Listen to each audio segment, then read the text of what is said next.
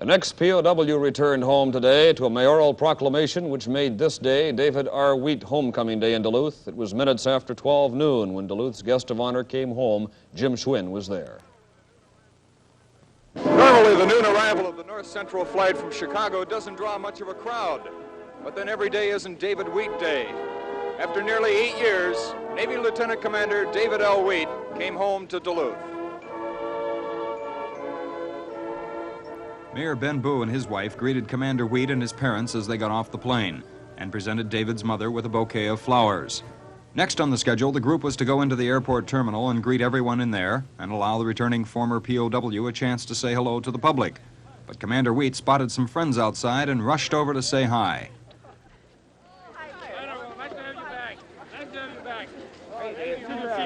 We'll see you all around. Hey, Billy!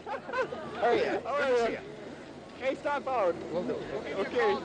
A short walk to the main terminal and more cheers and clapping.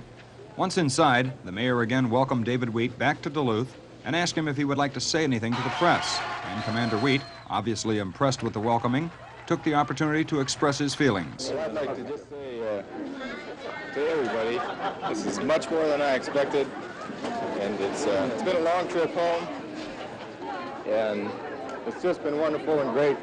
There's my fat brother back there. Maybe he'll lose some weight. And I'm looking forward to meeting everybody as soon as possible, and it's just wonderful to be home. Thank you so much for the warm winter. Pardon? Any places in particular you want to see now? Well, I want to see the city. I just Nice good to old have you hometown. Your parents are talking about having a late Christmas. Have you decided what it is you might like for a Christmas present? No, just to be with them. That's all. Outside in front of the airport, it was more crowds and more cheering.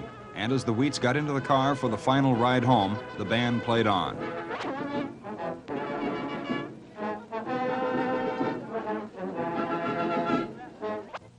At the Wheat home on 2nd Street, the sidewalks were lined for blocks with friends, neighbors, and all the kids from Indian school next door to the Wheats' house. Stepping out of the car, we asked David if it looked the same. How's the house look? The house looks just great. Looks just great, and it's just the same old house. Same as you remember it? Yes, sir. Beautiful. How's it feel to be back home? Well, it's just wonderful. It's just wonderful. Words can't say it, how great it is to be home. I want to thank all these little children out here. It's just, it's a big thrill to see everybody. We'd like to welcome you home also. Thank you. It's a pleasure to be home. Happy but looking somewhat tired, Commander Wheat and his parents finally went into the home that he had not seen in nearly 8 years. But the excitement was too much even for the tired and happy family. Mr. Wheat, David's father, stayed outside for a while, and we asked him how many years the family has been saving Christmas presents for David. Approximately 4. How many presents has he got in there? Oh. Far, far more than I could count. We haven't counted them. They're not all unloaded even. How do you know what to buy someone who's gone like that? What have you been buying him? General things, or are you sticking to things that you knew he liked before he left?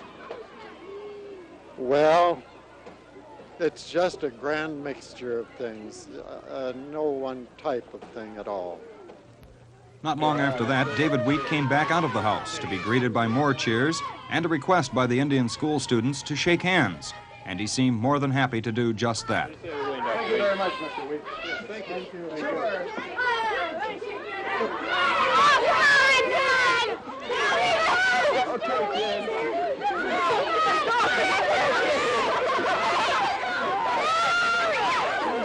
Touch them all.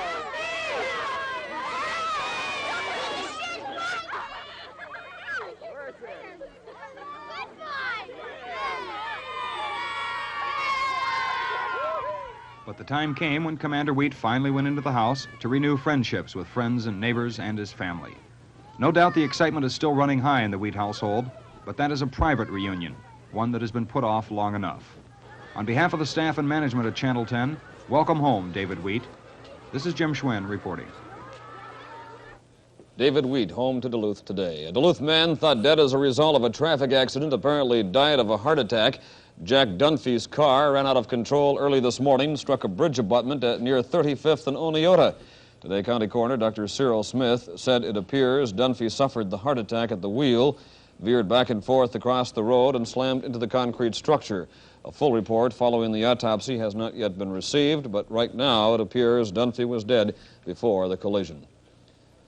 A Spooner, Wisconsin man has been sentenced to life imprisonment following his conviction on a charge of first-degree murder. 38-year-old Dennis Conrad was convicted last week of killing his wife. Her body found in a shallow grave on Conrad's property late last summer, 5 months after she disappeared.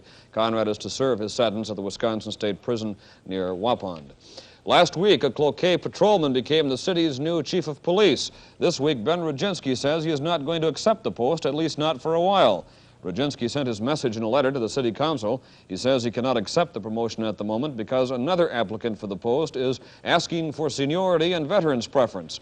According to existing statutes in Cloquet, a new chief of police must be either an incumbent, an assistant chief, a lieutenant, or a sergeant from the ranks. Rudzinski has spent the past 6 years with the Cloquet Police Department. He is back on his beat as a patrolman, at least for now. A cigarette is blamed for a $10,000 fire this morning at the Ski Hut on East 4th Street. The store was closed the time the blaze broke out. Fire officials say flames got started in some trash at the rear of the building, climbed up the building wall to the second floor and inside. Firemen fought the fire for about 30 minutes before putting it out. Damage estimated at $5,000 to the building, another $5,000 to its contents. There were no injuries.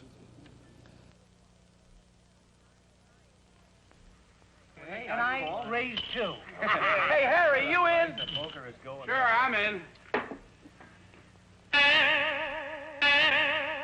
Seems the Friday Night Poker Club has never seen anything like Pringles' newfangled potato chips. Get a load of this. Potato chips? In that thing? Airtight lid. They're made a new way. Man, that's a lot of chips. Yeah, and look, they're not broken. Come on, taste them. Great. Fresh, crunchy. All those chips inside. See, they fit in a stack, like poker chips. How about that? Look at that. The canister keeps them from breaking. Really fresh, too. And this lid makes them stay fresh. You'll be simply amazed, too, when you discover Pringles' newfangled potato chips. As many chips as in this big bag. Fresh, unbroken, stacked in a crush-proof, stale-proof canister. Pringles' newfangled potato chips.